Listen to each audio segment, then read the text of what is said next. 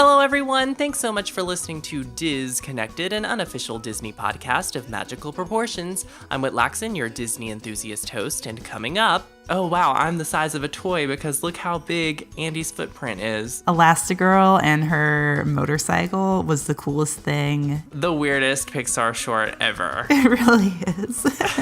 I think if you're a hardcore Star Wars fan, there's so much there. Doing a marketing campaign about the princesses being in this movie. But I think the princess thing is hilarious.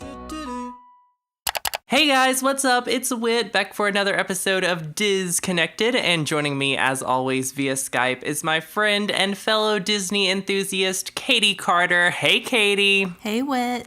Hey! So Katie, it has been a minute, and we have so much to talk about today on top of the fact that we have both turned off our air conditioners to record this podcast without that humming noise in the background. So it's hot. We've got a lot to discuss. And yeah, we should just get right into this and waste no time. Now, it has been a minute since we've talked, and we will get to our reviews of Solo, A Star Wars Story, and Incredibles 2 coming up. But first, let's start with parks news today, because we are recording this on June 30th, the opening day of Toy Story Land at Disney's Hollywood Studios in Orlando, Florida. Oh my goodness, Katie, have you seen all the social media posts about Toy Story Land? I really haven't seen too much because I haven't been on social media a lot the past couple days. But I have seen a lot about the wait times. I know the Slinky Dash had like a 300-minute wait time earlier, and the line was stretching past where the Great Movie Ride used to be. So it's definitely been busy today. I've mostly seen people posting about how Disney seems to be pushing these like walls geared for Instagram with their lands more and more. So that's kind of what I've been seeing the most about. I mean, yeah, you're totally right. They are all about these photo ops. I have been looking into everything. I've watched a couple of vlogs from people today. They already have vlogs up because they opened the park at 6 this morning, I want to say, or 6:30. I know. Yeah, it looks so good. I mean, I was just amazed at what I was seeing in the theming and the attention to detail here, because they have really gone all out, and you'll just have to look at it for yourself. But even like the Christmas lights that are hanging are lights in the park, so at nighttime. I did see that, yeah. Yeah, and you think about that in the movie, that was kind of such a small little point, because that's what they used to like toss over to get Woody and Buzz from Sid's house. It's like, wow, that was such a small thing, and they worked it into to be such a big element of the park. Yeah. And there's like tape on some of the stuff, which I thought was so cool. I mean, it's supposed to look like tape for Andy's toys and whatnot. And I would honestly say, if you've been through Midway Mania, the queue, one of the great things about that ride is the queue line and just how detail-oriented that is. It's like they've turned that into a land. And so that's how I would describe it. But yeah, the attention to detail is incredible. I personally really like Andy's footprint that they've got in the park. In the ground, it's a big footprint of Andy. And that's just another thing that makes you think, oh, wow, I'm the size of a toy because look how big Andy's footprint is. So as far as the rides, though, I do want to say, like, the Slinky Dog Dash, there is a view of Galaxy's Edge if you ride it. I heard about that. So that might be enticing for you, Katie. And there's a Wheezy animatronic at the end of the ride, and he's singing You Got a Friend in Me. And the alien swirling saucers, those don't look like the teacups really, but basically, the same thing, I guess. So, yeah. Did you happen to watch the dedication ceremony for Toy Story Land, Katie? I'm guessing no. No, I haven't gotten to watch the stream or anything. Okay, I did check it out. Tim Allen was there with Buzz. Buzz was out there. I was like, okay, all right. They also had the toy soldiers very much involved with the ceremony, and they did a whole little bit about how the soldiers couldn't find the batteries to get the park up and going. And then they like turned on the park with a lever that was a toy crayon. So cute. yeah, it was cute. It was cute. Moving over to Disneyland, though, and I know this is more your park, Katie, but PIXAR Pier is officially here. It opened, well, I guess like a week before Toy Story Land, so like a week or so ago. And, this was an overlay of Paradise Pier. We had a Pixar Fest that started earlier this summer to kind of kick things off. But yeah, what are your thoughts on what you've seen? From what I can tell, we've got the Incredicoaster, we've got some new food options and carnival games, and yeah. What do you think? I know you're not a fan, but... I mean, I just love the original Paradise Pier so much, and kind of going back to theming, I feel like the way that they had it before was kind of more in tune with all of California Adventure, and that it's supposed to be celebrating the state of California. And I guess you could say this still does it in a way. It's still very much like a traditional boardwalk. Just it's all Pixar themed now. So California Screamin' is now the Incredicoaster. I don't remember exactly what the other attractions are, but all the Midway games are now like specifically Pixar themed, Pixar characters. I mean, I've seen some of it because I wasn't as excited about the change. I really haven't looked at it too much, but I've seen some pictures people have posted, and the food options look really interesting. And I mean, I think as far as like the theming of Pixar, I think that they did a good job incorporating the characters and everything. It just might take a little bit of getting used to because I'm so used to how it was before. Yeah.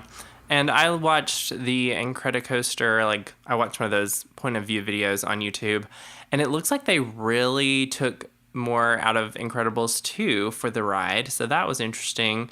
I'm really happy about the fact that they are also incorporating some of Pixar's shorts into this. Shorts, yeah. I thought that was really cool. Yeah. There is going to be an Inside Out attraction called Inside Out Emotional Whirlwind coming soon. So, yeah. Oh, and the ball fountain is now a Luxo ball fountain. So, that like they have one. Yeah, I saw that. They have one at Walt Disney World. It's at Magic Kingdom over in Tomorrowland, and it's like the ball. It's got water on it, and it like spins. Yeah, they've got a Luxo version of that. So that was cool. I'll give them that. Yeah. Well, let's talk movies now, and we gotta start with The Incredibles 2. We will get to Solo later, Katie. Hold on. It's coming. Okay. Also, I just said The Incredibles 2, and it's just Incredibles 2. It grossed $180 million in its opening weekend, became the highest animated opening for a movie of all time, and I think it was the 8th all-time highest opening for a movie in general. And yeah, we gotta review it now. Before that, though, can we talk about is it Bao, B-A-O, the short? Is it Bao? Bao? I think it's Bao. Oh, see, I was totally off. But I don't know. I could be wrong too. I don't know. Potato, Incredibles 2, The Incredibles 2, whatever. No, but anyway, the short before Incredibles 2 is the weirdest Pixar short ever. It really is. And I saw this with my 10-year-old nephew and 6-year-old niece, and they were so lost, and I was lost. I don't know. The other people in my theater, I think, were lost too. I mean, are we talking spoilers here? Yeah. Okay. So the part where she eats the dumpling child, I mean, the people next to me were just like laughing, like, what is happening right now?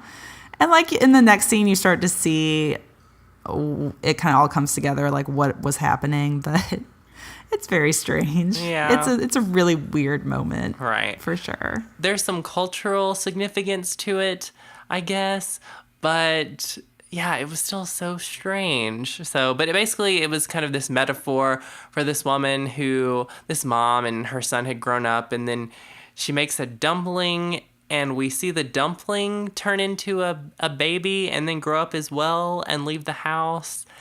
And just as he's about to leave the house with his wife, the mom eats it. So, yeah, it was weird. And then we see that there's a son, and it's just, I don't know.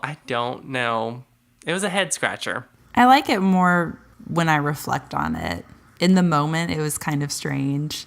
And I mean, I think that the dumpling never really existed. I think it was just all in her head. I'm interested to rewatch it and kind of see what I think, knowing how it ends and how it all turns out. Because throughout the whole thing, I was just kind of like, okay, where are we going with this? Yeah. Well, I've definitely got to see Incredibles 2 again, so I'll be seeing that again too. And yeah, I wish we could have recorded this like right after I saw this movie because I was so pumped about it the opening weekend. And I made notes. So like I made notes right after seeing it. So I do have my thoughts, and reading over them, my thoughts have come back to me about it. So we'll just jump right into this. And we got to start with your synopsis. So Oh no, do I remember this movie? right. Right. The crazy thing about Incredibles 2 is that, of course, it's been 14 years since the first one was released, but this movie picks up literally the moment that the first Incredibles ends. So we see the Parr family battling the Underminer. Superheroes are still illegal, so they're really not supposed to be out with their powers. And then in jumps this CEO of this tech company. And he and his sister have this plan to garner more public support for superheroes and make them legal again. They end up recruiting Elastigirl to go on this mission for them and fight crime and just really get a lot of public support because she is the less destructive one when you compare her to Mr. Incredible, who's very strong and all of that. So she goes on this mission. He ends up staying home with the kids. Of course, there's a lot more that ends up going on with the mission she's on. And meanwhile, Bob is back at home with Jack dealing with his powers that are developing. And, of course, the drama with his other two kids. And then, of course, they all kind of come together in the end. Their conflicts kind of merge. And, yeah, that's kind of the gist of it. Yeah. Good job. Very good. Okay. I really liked it. I did. And Me too. It was a long time coming. This was the most anticipated I think I've been for a Pixar sequel, at least for a long time, because this was the one movie we wanted a sequel to, and we just now got it. I do have to say that's probably one of my complaints about it. Like watching the movie, I felt like we should already be on Incredibles 3. We should not just now be on Incredibles 2. So it's not a standalone movie. If you haven't seen the first movie, you are not going to understand these characters because it does jump right into everything. Right. So not a standalone. You got to see the first one.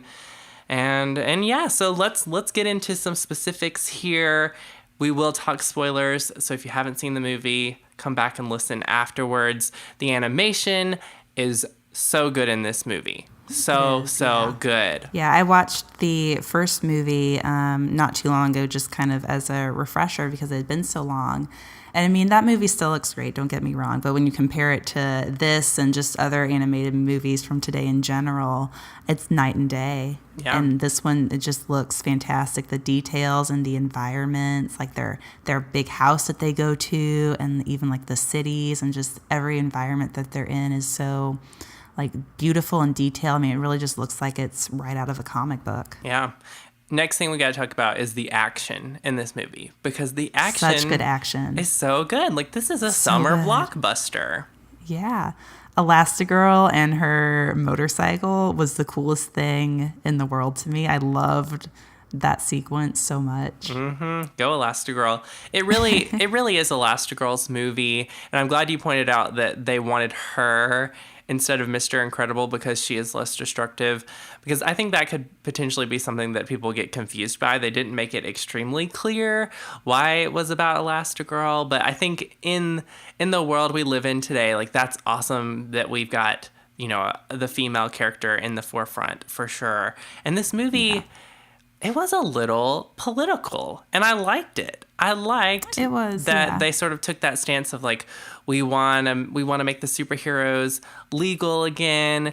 And there is a great line at the end of the movie where Violet just shades the criminal justice system in America, basically. What did she say again? I don't remember. So when the villain is captured, it turns out to be like this rich woman, which we can explain that in a second. But Violet's like, I'm sorry, you're rich and you'll only get, 2 hours in prison or something. That's not the line, gosh. Yeah, so. I remember that now, yes. Yep. That was great. It was great. But yeah, the movie's a little political, but it's not like a huge overtone or anything. It's very, very much an undertone, like Zootopia a little bit. Yeah, I mean, I think it's definitely more mature than the first film is. Yeah, it's very adult. It is, yeah. I mean, it grew up with its audience, I guess you could say. And also, I mean, I was thinking a lot after I saw this movie about just superhero movies in general and how much that climate has changed from when the first Incredibles was released, because that was released like 4 years before the MCU got started, before Nolan's Batman trilogy got started, before like Tobey Maguire's Spider-Man was really like the big superhero thing at the time. Yeah. So they've changed with the times, they changed with the audience, and again, with it being very adult, there's drinking in this movie, like, fine wine. There's like some adult language in this movie, not anything too bad, but it's rated PG. Yeah. But I was like, wow, okay. So they really are like, they know that there are adults coming to see this without kids, so. Yeah. I mean, I think there were more adults in my theater than kids, and I went like pretty early, like late afternoon, so. Right. Yeah, I mean, it's definitely a kind of movie that will appeal to all ages for sure. Yeah. Now, we did have some new characters. We didn't really get to meet the new characters all that well, but there's like a crew of new superheroes. We kind of have 2 new villains. I don't know how to put that, but to spoil it, the sister of like the CEO who is recruited, the Incredibles and all these superheroes from that tech company you were talking about in your synopsis. I'm looking up their names now. It was Evelyn. Evelyn was the sister, and Winston was the brother. Yes. But I was so here for the villain. I mean, the scene where Elastigirl goes into like the apartment where the Screenslayer is at. That was so good. And that was one of the scenes where like they were warning about the flashing lights and even some hypnosis. Like if you are triggered by hypnosis kind of stuff, watch out, because this movie, that part, I mean, it was kind of scary, really. It was. Yeah. I was surprised. Yeah. Did you like that villain before we found out it wasn't real? I thought he was kind of scary. I thought, bringing technology into it, kept it very timely and modern. And I mean, just from the get-go, I feel like the story overall was very predictable. Like, you just know as soon as they go and meet these people, okay, well, at least one of these guys is bad. They're setting her up. Something else is going on. I don't know how I feel about it. I mean, I think the villain was cool.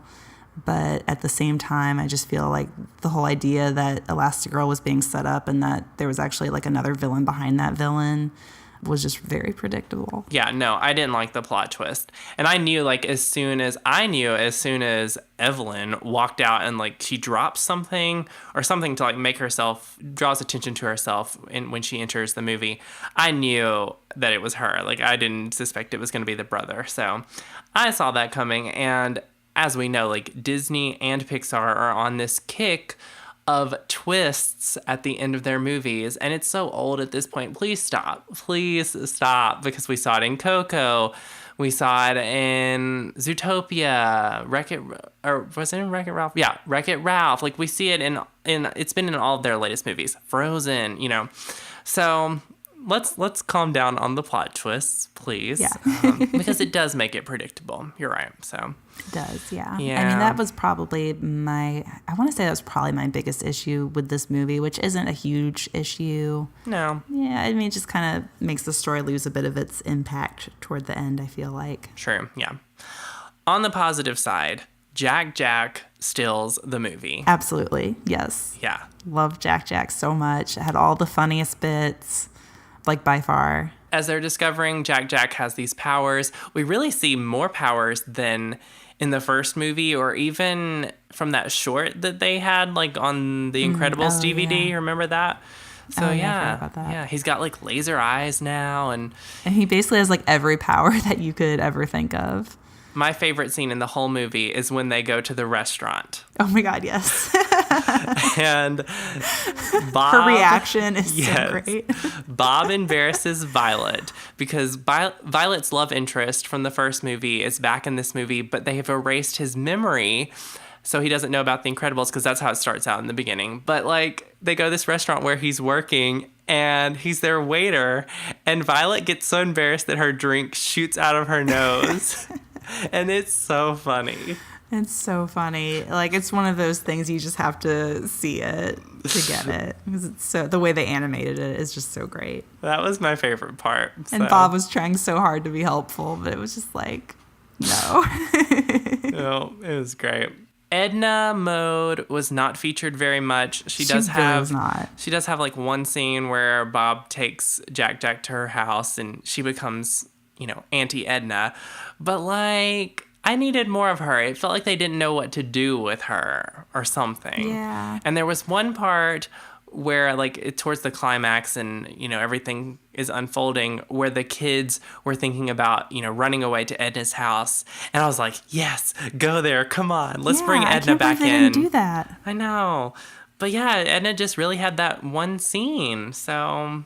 yeah. And on the one hand, I'm glad that they didn't put her in too much because I think she's the kind of character who they could easily like overuse because they know she's such a fan favorite and then it could be too much. But we could have seen like a little more of her. I mean, I think there was room for that. Yeah. We also didn't meet Frozone's wife, which I was kind of hoping we would. And I thought she might have more than one line than what she did. But she just had the one line. And they put that line in the trailers too. I know. So, oh well. Yeah. Maybe Incredibles 3 because the movie really did like leave me wanting more for sure. Oh yeah, me too. Let's do another one and let's not take 14 years. So yes. Would you say this is just as good as the original? I think it's close. Okay. I think the original is better overall, but I think this one's really close. I mean, if I say that the first one's better, it's really not better by that much. This is like a really solid and satisfying sequel, especially when you consider how long we had to wait for it. Yeah, I agree. I mean, the original's the original, so there's that. Right. There's that. So. True. I gotta go see it again because it was a good time. Good time at the movies. Good job, yeah. Pixar. Yeah, any other thoughts from you, though, on Incredibles 2? I don't think so. I mean, overall, I really enjoyed it. Okay, so nice. Go see it. Yes, definitely see it. Moving on to some Pixar and Disney news, though, we talked about back in December, I think it was, we talked about how John Lasseter was taking a 6-month sabbatical from his role of being, over Walt Disney Animation and Pixar Animation after some missteps in the workplace. And so the 6 months, those are up, and we now know that John Lasseter will not be coming back to the company in the position that he was in. He's going to be in a consulting role until December 31st of this year, and then he will be leaving. But Bob Iger has promoted Jennifer Lee and Pete Docter. Jennifer Lee, of course, behind Frozen and Wreck-It Ralph, and she's become a big name for the Disney company in recent years. Pete Docter has been with Pixar since the beginning. He did Up, he did Inside Out. He's Pixar legend at this point. But yeah, Jennifer Lee is going to be the Chief Creative Officer of Walt Disney Animation, and Pete Docter is going to be the Chief Creative Officer of Pixar, and I'm good with this. I'm good with it, I'm not a Jennifer Lee fan, but I'm good with it. I'm good with it too, and at first I wasn't entirely sure about Jennifer Lee. I mean, I was definitely on board with Pete Docter. But the more I think about it, the more I just think about how great it will be to have a different voice at the top of Disney Animation and what that could bring. So even if some of her projects weren't always my favorites, I'm really excited to see, what she brings to Disney Animation in this role, and I think it's going to be really good for both studios to have these people at the head. Yeah, and I think it's good that they have 2 people rather than just the one. So I was happy to see that. Yeah, definitely. Okay, are you ready to move on to Star Wars, Katie? It's time. Yay. I have to say, on the last podcast, I did not devote any time to Star Wars. You for didn't Katie's even let sake. me talk about it. You just I shut know. it down. Sorry. But what was there? I think there was a TV show to talk about last time. They announced the next animated Star Wars series, which is going to premiere in the fall on Disney Channel and Disney XD, and it's Star Wars Resistance. Okay. Yeah. That's exciting. It's very exciting. We should be seeing some previews of it soon, I would think. Okay. Yeah. Well, there is a new Star Wars movie out since we have last discussed. And Solo, A Star Wars Story, you were so ready. How many times have you seen it, Katie? I've only seen it 4 times. I meant to go back for at least Only one. 4. I meant to go back for at least one more viewing, and I haven't done it yet. So we'll see if I get to the theater again. But I do really like this movie, and for me it truly does improve with repeated viewings. Well, you'll be very proud to know that I have seen it twice. Yay! So, aren't you proud of me? So proud. Yeah. And I enjoyed it a lot. I really did. And I noticed things, I think, the second time. Yeah. I mean, obviously, with any movie, second viewing, you notice more. But it was just maybe more important in things in this movie. I was like, oh, okay. Also, there was a situation where the screening, the first time I saw it, was very dark. And that was something that a lot of theaters were having trouble with. Something that I texted you about right when I saw it. I was like, I wanted to turn up the light on the screen like I do on my computer or something. Yeah, so what was the situation there? The cinematographer, and I'm blanking on his name, but the cinematographer for this film, he likes to work with really low levels of light. So there's really nothing wrong with the movie or the way he worked or anything, but because he works with so little light, it really highlighted how inept a lot of theaters are in terms of their projection. But it's just kind of been a problem everywhere, and a lot of people are speaking up and saying, hey, if I'm going to pay such and such amount of money to go see a movie in the theater, you guys need to have the right technology to show these films. So it's kind of been a big deal in that regard. Nevertheless, I saw the movie, so it's fine. I made it through, even with the darkness. And would you like to set us up with a little synopsis here, short and sweet and to the point? So Solo, of course, it's a movie about Han Solo, and this is set prior to A New Hope, so before he meets Luke Skywalker and Ben Kenobi and the gang. It opens with him on his home planet of Corellia, and he's running scams for this gangster. Basically, he ends up getting off the planet. His girlfriend, Kira, does not, so he vows to go back for her. We fast forward 3 years. He's in the Empire and ends up taking up with this gangster or thug named Tobias Beckett and joins with his crew. And then that kind of all brings him back in with Kira, brings him into contact with this other crime boss, and they end up going on this mission that involves the Kessel Run that we've heard about in the original films. And it kind of hits all the things that we kind of vaguely knew about Han before, but never actually saw. So we see him, of course, meet Chewbacca. We see the Kessel Run. We see him meeting Lando Calrissian.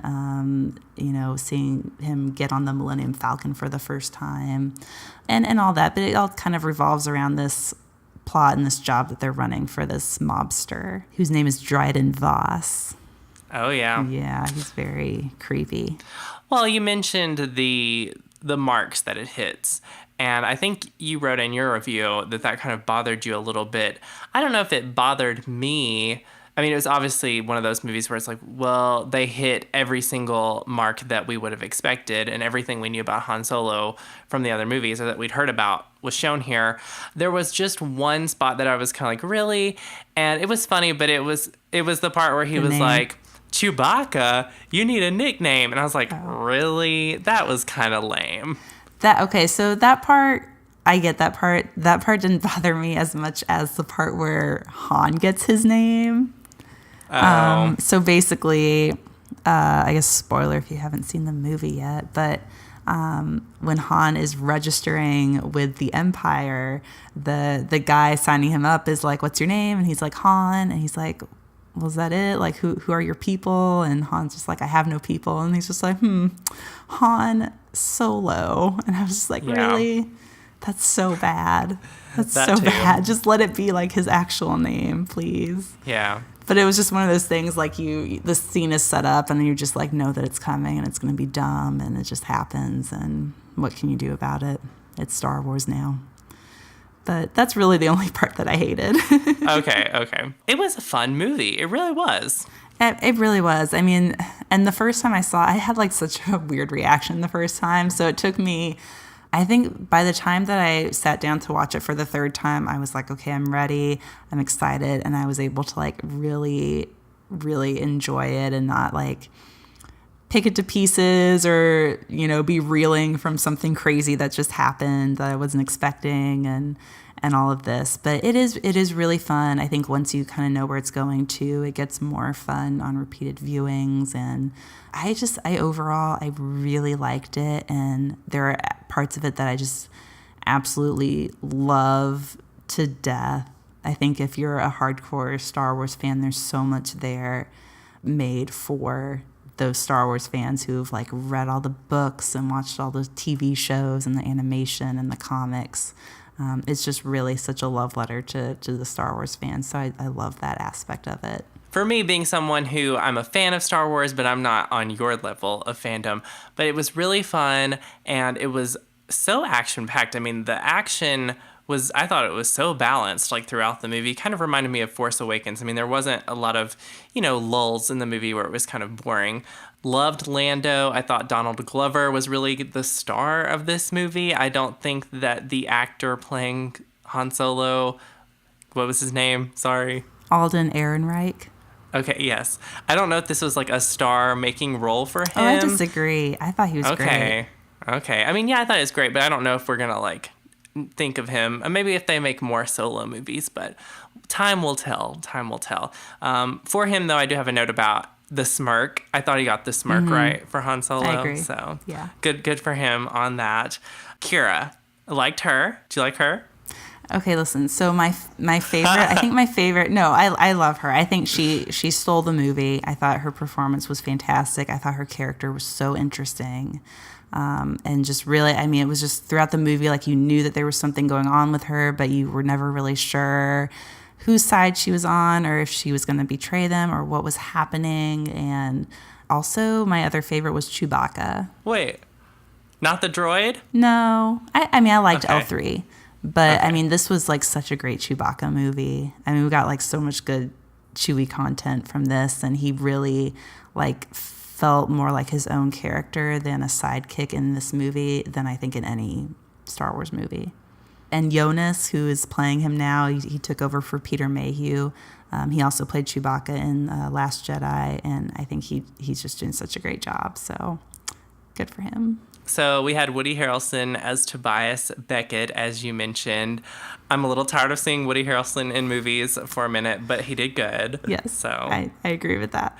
At my first screening, there was a woman who is going to be Katie, 40 years from now. Because this woman, okay, maybe like 20 years from now, but this woman was so excited. She was so ready for her Star Wars movie. Her kids, she had these kids with her, and they were excited too, but they were not as excited. And they weren't even the type of kids that were like, Mom, stop embarrassing us. They didn't even react to her excitement for the movie.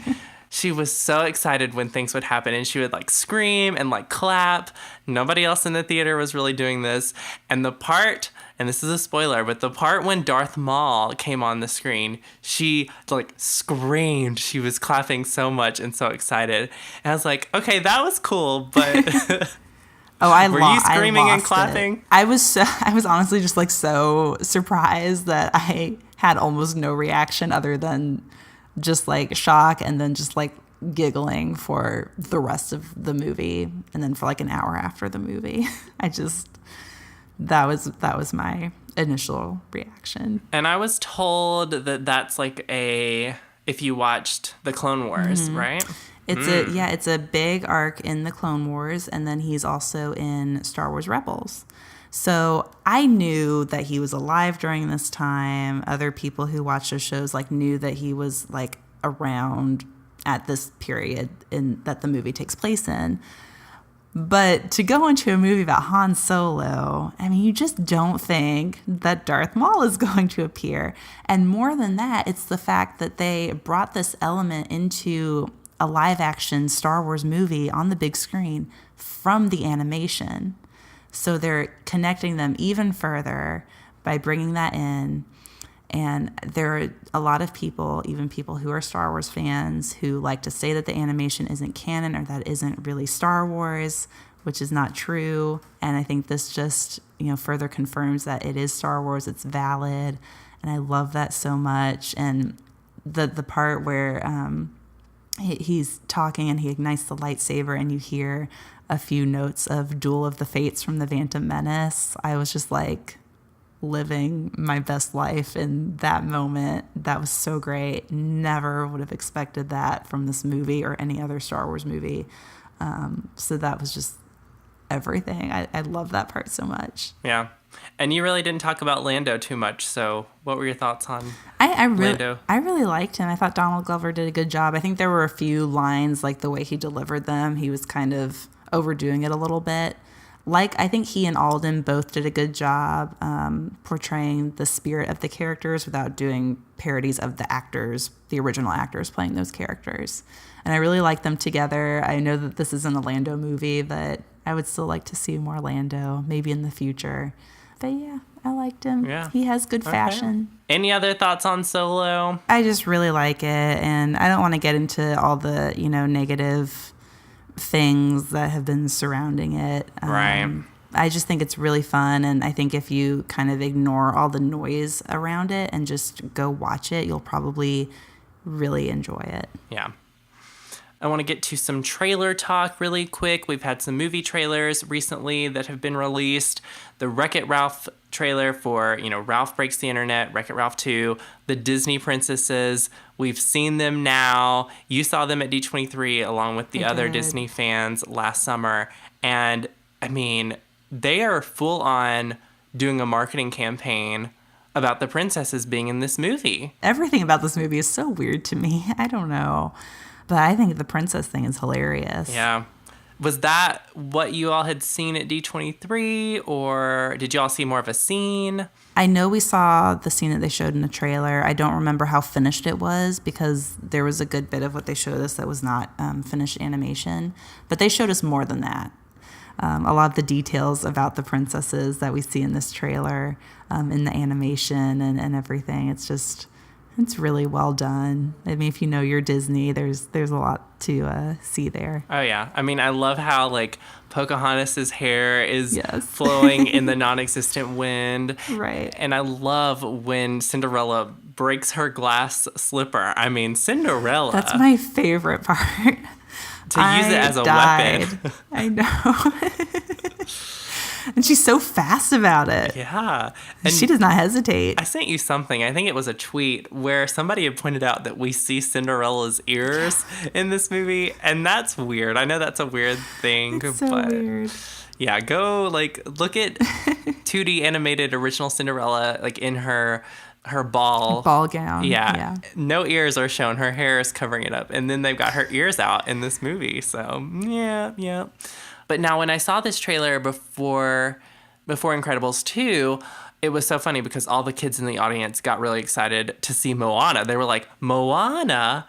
And I was like, yeah. You guys, come on. It's all the princesses. It's not just Moana. Right. Oh, that's so funny. The trailer didn't really show my two favorites, Ariel and Mulan, very well, but it's fine. I'll see them later. I do remember a part with Ariel from the D23 footage that, I don't know if they would include it in the final movie or not, but it was funny. Okay, cool. And there's Star Wars in this movie too. I know. I wasn't expecting that, but I should have been. But there were stormtroopers, so that's cool. We've also had a trailer out for Dumbo recently, and I have not been excited for a Tim Burton movie in a long time. And I'm excited for this. It looks pretty good. I'm excited too. It definitely looks Tim Burton-esque, but I'm hoping in a good way. I feel like his style kind of suits the circus scene really well. Yeah, it's been a minute since I watched that trailer, so I probably need to watch it again. But Same. I remember liking what I saw of it. And the actors that are in this, like Michael Keaton and Danny DeVito, all unrecognizable pretty much in this trailer. But I feel good about it. I also enjoyed the version of Baby Mine that is being sung in the trailer. And the final trailer that I have on here to discuss, and this is going to be more in your lane, I did watch it though, Kingdom Hearts 3, the long-awaited video game. It's happening. Yeah. How long has that been? Early 2000s, right? When I played Kingdom Hearts 2, it was soon after it came out, and I was in middle school, and now I am older than that. Right. So, I mean, it's been a long time, and I mean, they've been Square Enix has been, putting things out just kind of like occasionally over the years, saying like, yes, there's going to be a Kingdom Hearts 3, it's coming, and it's just we haven't had anything concrete in so long. And over the past few years, they've been kind of finally slowly releasing stuff, and now we finally have not just a trailer, but a release date. It's coming out January 29th of next year.